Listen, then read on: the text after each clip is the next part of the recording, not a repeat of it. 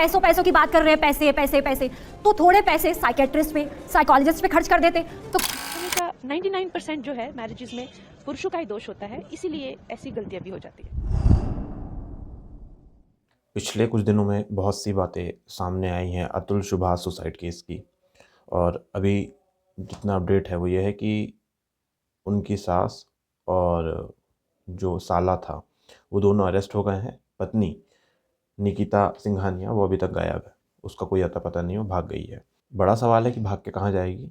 हो सकता है कि बिग बॉस वाले उसे अपने घर में पनाह दे दें कुछ समय बाद, क्योंकि अभी तो केस वगैरह चलेगा थोड़ा सा और पता नहीं केस क्या होगा। मगर जो जज है रीता कौशिक, उसके ऊपर की कार्रवाई का ऐसा कुछ ज़्यादा समझ नहीं आ रहा, क्योंकि बेंगलुरु पुलिस का कहना है कि ज़रूरत पड़ेगी तो उनसे भी पूछताछ कर लेंगे, ज़रूरत पड़ेगी तो। मगर बात ऐसी है कि सरकारी तंत्र के अंदर जब आप होते हो तो आपको बहुत बेनिफिट मिल जाते हैं। एक तो सरकारी नौकरी में, ऊपर से मजिस्ट्रेट, जस्टिस, जज एक कोर्ट की, और उसके ऊपर से भी एक महिला, तो बेनिफिट बहुत सारे हैं मैडम के पास। बचने के 1000 तरीके हैं, रास्ते हैं उनके पास। खैर, हाल के 2-3 दिनों में इतने सारे वीडियो सामने आए जिन्हें देखकर एक आदमी जो बहुत डिस्टर्ब हुआ होगा इस केस से, क्योंकि ये पूरा मामला बहुत डिस्टर्बिंग है उस व्यक्ति के लिए जो थोड़ा सा भी उसमें घुस के सोचता है। तो 2-3 वीडियो हैं जो हमें देखना चाहिए और समझना चाहिए कि ऐसे लोग की मानसिकता क्या है। बढ़ चढ़ के वो वीडियो में उनकी फ्रस्ट्रेशन आप देखिए, 1 घंटा 20 मिनट का उन्होंने वीडियो बनाया, उनकी फ्रस्ट्रेशन का लेवल देखिए किस लेवल पे है वो, राइट। 24 पन्ने का उन्होंने नोट बनाया। इतना वो फ्रस्ट्रेट थे, अपनी फैमिली से, अपने परिवार से उन्होंने बात क्यों नहीं करी इस बारे में, ठीक है, उनको क्यों नहीं शेयर किया। और इतना ही वो पैसों पैसों की बात कर रहे हैं, पैसे पैसे पैसे, तो थोड़े पैसे साइकेट्रिस्ट पे, साइकोलॉजिस्ट पे खर्च कर देते तो आज उनको ये। सबसे पहली बात तो, एक न्यूज़ चैनल में आप जा रहे हैं डिबेट के अंदर, तो आपके कपड़े कैसे होने चाहिए आपको ये समझ होनी चाहिए। खैर, लिखा हुआ है वो मॉडल है, और टाइट एक्सपोजिंग कपड़े, ऊपर से मॉडल, तो भाई बुद्धि तो नीचे घुटनों पे ही होगी। तो आप ऐसे लोगों से उम्मीद भी नहीं कर सकते। ऐसे लोग को डिबेट में बुलाने का कोई मतलब ही नहीं है, जिनमें इतनी सोच समझ नहीं है कि किस मुद्दे में क्या बात करनी है। ये कह रही है कि इतने पैसे थे तो साइकियाट्रिस्ट को दिखा देते। मैडम को मालूम ही नहीं है कि उस आदमी के अंदर ऐसी कोई बीमारी नहीं थी या ऐसी कोई चीज़ नहीं थी जो उसे साइकियाट्रिस्ट के पास जाने की ज़रूरत थी। आखिरी टाइम में उस व्यक्ति ने पूरे प्लान तरीके से सब चीज़ ऑर्गेनाइज़ की। वो वायरल बहुत हुआ। लास्ट जो उसका टू डू लिस्ट थी, लास्ट डे जिस पे लिखा हुआ है, उसके पहले बिफोर लास्ट डे और एग्जीक्यूट लास्ट मोमेंट। इतना वेल ऑर्गेनाइज आदमी, जिसे मालूम है कि कुछ ही देर में वो अपनी जान लेने वाला है, वो एक वीडियो बनाता है, धैर्यता से सारे काम निपटाता है।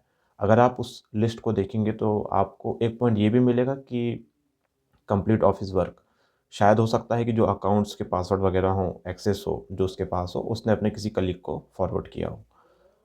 आदमी मरने वाला है तब भी वो इन सारी चीज़ों का ध्यान रख रहा है। इतना स्टेबल आदमी का ज़रूरत है किसी मनोचिकित्सक के पास जाने की, या इन जैसी मैडम को ज़रूरत है।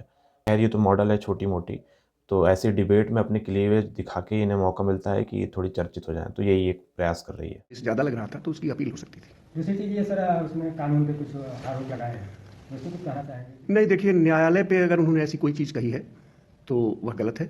न्यायालय में बहुत से मामले आते हैं और न्यायालयों में, हमारे जौनपुर ज़िले में न्यायालय हमारी ओवरबर्डन है, बहुत काम है। और न्यायालय, मैं व्यक्तिगत रूप से जानता हूँ कि जो पत्रावली पे जो साक्ष्य होता है उन्हीं के आधार पर दिया जाता है, वहाँ पे न्यायालय का कोई दोष नहीं है। वकील साहब का ये वीडियो पहले आया था जिसपे उन्होंने अपोजिट ही बातें कर डाली थोड़ी सी, कि उसे मेंटेनेंस का पैसा अगर ज़्यादा लग रहा था तो बताना चाहिए था। फिर थोड़ी देर बाद उसी इंटरव्यू में कह रहे हैं कि हाँ, मेरे जूनियर को उसने कहा था ज़्यादा लग रहा है। अभी जितनी बातें सामने आई हैं उससे पता चला है कि 84,000 उसकी शायद नेट इन हैंड सैलरी आती थी। 40,000 उसमें अगर वो दे रहा था बीवी को मेंटेनेंस के लिए, तो 44,000 उसके पास बच रहे थे बेंगलोर जैसी जगह में। मैं बेंगलोर में खुद नहीं रहता, पर आई नो कि एक्सपेंसेस वहाँ बहुत ज़्यादा है। हालांकि वकील साहब को रियलाइज़ हुआ होगा कि एक क्लाइंट चला गया और जुडिशरी के ऊपर सवाल खड़े किए हैं, तो अपने ही लोग उसमें इन्वॉल्व हैं। अगर उनको एक्सपोज करेंगे तो पूरी जो चेन है वो सब बिगड़ेगी, क्योंकि वकील पैसा कैसे कमाता है, जितना केस चलेगा वकील पैसा कमाएगा। और वकील का काम ही है कि अगर किसी ने मर्डर भी किया है तो वो उसे भी सही ठहरा देता है। तो वकीलों की बात पे आप कितना भरोसा कर सकते हैं ये अपने आप में आपका खुद का डिसीज़न होना चाहिए। मगर उसके बाद भाई साहब को किसी ने समझाया होगा कि आप जिस तरीके की बातें कर रहे हैं आपके खिलाफ लोग कमेंटबाजी शुरू कर चुके हैं। क्योंकि अलग समझ में आ रहा है कि एक तरफ़ा बातें कर रहे हैं एक आदमी जो पूरे प्रूफ़ के साथ बातें करके चला गया। उसके बाद जुडिशरी के ऊपर उसने सवाल खड़े किए और अब जुडिशरी वाले तो खुद को प्रोटेक्ट करेंगे ही, बताएँगे कि नहीं भाई न्यायपालिका अभी सही है, सारे डिसीज़न अच्छे से होते हैं, नहीं तो विश्वास उठ जाएगा और विश्वास उठ जाएगा तो दुकानदारी बंद हो जाएगी। इसके बाद इनका जो अगला इंटरव्यू आया, उस पे भाई साहब की भी स्टेटमेंट बदल गए। वहाँ फिर वो बीवी को ज़िम्मेदार ठहरा रहे हैं कि हाँ, वो बीवी निकिता सिंघानिया अतुल को उनके बेटे से नहीं मिलने देती थी, क्योंकि कस्टडी माँ के पास थी और बेटा माँ के पास था। क आई थिंक कस्टडी भी नहीं थी, शायद वो ऐसे ही रख रही थी, वो कस्टडी वाला केस चला ही नहीं। तो वो मिलने नहीं दिया करती थी और ना लाती थी मिलाने। तो और उसके साथ अतुल को एक लंबा ट्रैवल करके आना पड़ता था। तो अपने आप में ये बहुत फ्रस्ट्रेटिंग चीज़ है, पर स्टिल वो आदमी लंबे टाइम तक लड़ा और उसने ये सारी चीज़ों को फेस किया। हुआ है, जैसे भी चक्रवर्ती के साथ इस देश में हुआ, जैसे स्मृति सिंह के साथ इस देश में हुआ, और निकिता सिंघानिया भी एक पीड़ित है और उसके साथ न्याय होना चाहिए।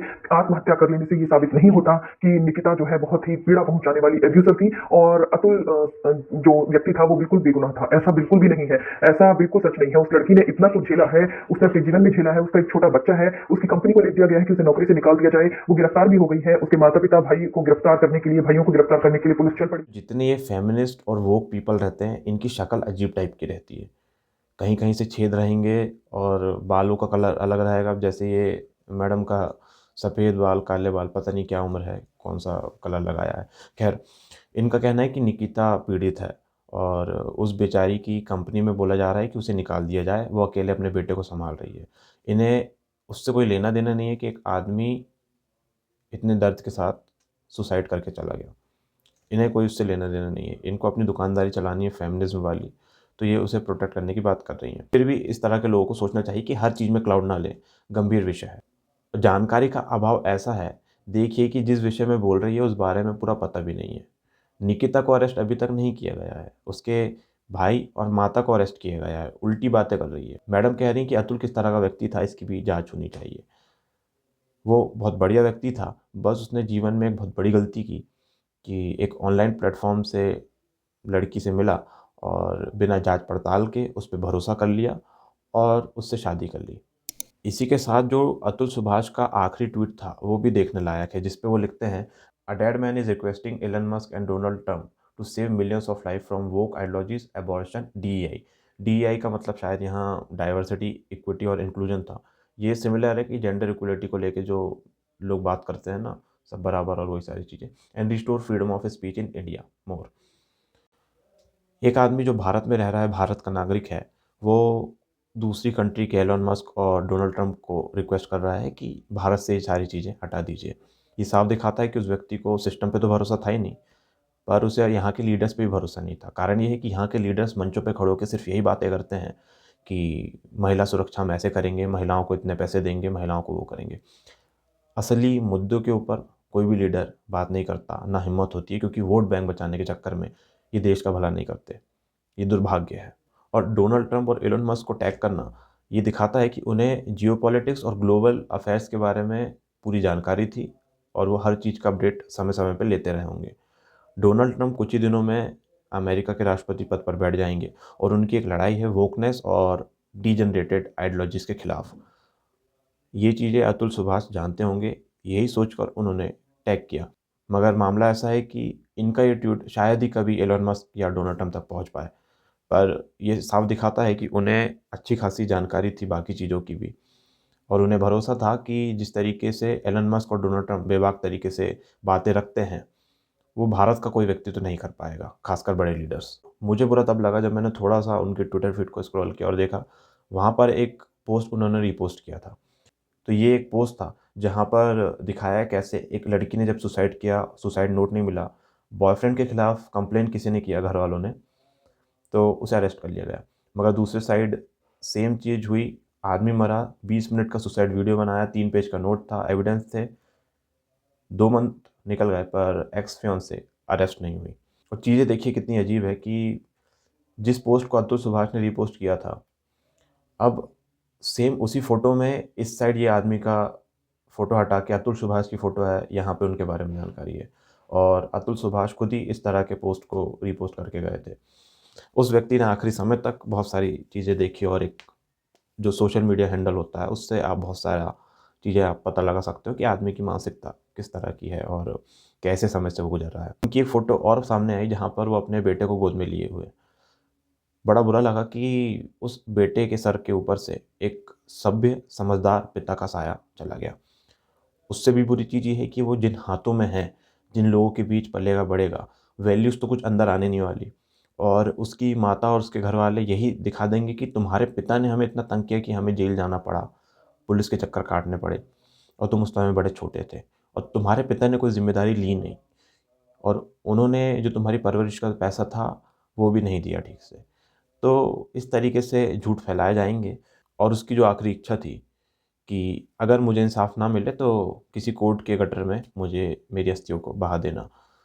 मुझे बड़ा चिंता होती है इन सारी चीज़ों को देख के क्योंकि यहाँ का सिस्टम सो रहा है, जिसे जगाना असंभव सा लगता है। कुछ दिन चलेंगी ये चीज़ें फिर सब अपने-अपने काम में लग जाएँगे। वो माता निकिता सिंघानिया की, अतुल की जो सास हैं, साला अभी गिरफ़्तार हुए हैं, कुछ दिन में बेल मिल जाएगी, सब भूल जाएँगे और रीता कौशिक का मैं बता चुका हूँ, मजिस्ट्रेट हैं, महिला हैं, तो कुछ उनका उखाड़ना संभव नहीं लगता और ये सारी चीज़ें यूपी के अंदर हो रही थी जहाँ के वकील बैठे हुए थे और वो उल्टी बातें कर रहे थे।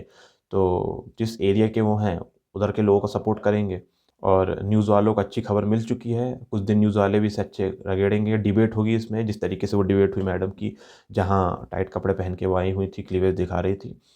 अब उनका भी उद्देश्य ये था कि भाई मर्दों की अटेंशन मिले, जब भी कुछ हो पाएगा करियर में, तो वो वैसे कपड़े पहन के आ गई। आधे नीचे से फटे हुए थे, उनका इंस्टाग्राम में डली हुई है, आप देख सकते हैं। तो इस तरह की सारी चीज़ हर आदमी अपना-अपना क्लाउड लेगा, मगर भारत की स्थिति में कोई बदलाव नहीं आएगा। बहुत बड़े तुर्रम-खा बताने वाले या इस नाम से जानने वाले सीएम योगी आदित्यनाथ को भी कार्रवाई करनी चाहिए थी उन मजिस्ट्रेट के ऊपर, मगर उनके साइड से भी अभी कुछ आदेश वगैरह नहीं आया है। खैर भारत है, ये यहाँ ऐसा चलता रहेगा। हमें इसी माहौल के बीच कैसे लड़ के आगे बढ़ना है और कैसे अपनी बात रखनी है, वो सीखना पड़ेगा क्योंकि दुनिया, ख़ासकर भारत के अंदर के लोग बड़े अच्छे तो हैं मगर सिस्टम इस तरह का बना दिया गया है कि आदमी को वो सिर्फ़ डुबोता ही है। तो इसलिए ज़रूरी है कि अगर आप कुँवारे हैं तो डरिए मत, अपने परिवार वालों से सलाह कीजिए। पहले के टाइम पे जो लड़का-लड़की देखा जाता था, जानकारी में जो फ़ैमिली होती थी, उसको देखा जाता था क्योंकि उससे पता चलता था कि फ़ैमिली किस तरह की है, लड़की किस तरह की है, लड़का किस तरह का है। ख़ैर आजकल ये भी समस्या है कि बच्चे माँ-बाप के साथ कम रह रहे हैं, फ़ोन के साथ ज़्यादा हैं, बाहर के माहौल में ज़्यादा हैं, तो फ़ैमिली को देख के भी आप अनुमान नहीं लगा सकते। पर फिर भी शादी करना है तो इन प्लेटफ़ॉर्म को छोड़ के जो आपके जान-पहचान के लोग हैं, उनसे संपर्क साधिए। जिन फ़ैमिलियों में जान-पहचान है, उनके यहाँ रिश्ता करना ज़्यादा बेहतर होता है क्योंकि अननोन जगह आप करेंगे तो गड्ढा आपने वैसे ही खोद लिया खुद के लिए। अपना ख़्याल रखिए, अच्छी चीज़ों को देखिए, पढ़िए और अगर जीवन में मुसीबत आती है, मन घबराता है, कुछ गड़बड़ लगता है, तो अपने साथ के लोग हैं, परिवार है, कोई ख़ास दोस्त है, नहीं है तो हम जैसे कई सारे लोग हैं जो आपकी मदद करने बैठे हैं, जितना होगा करेंगे। तो आज की वीडियो में सिर्फ़ इतना ही। अपना मूल्यवान समय देने के लिए बहुत-बहुत धन्यवाद। जल्द मिलते हैं अगले वीडियो में।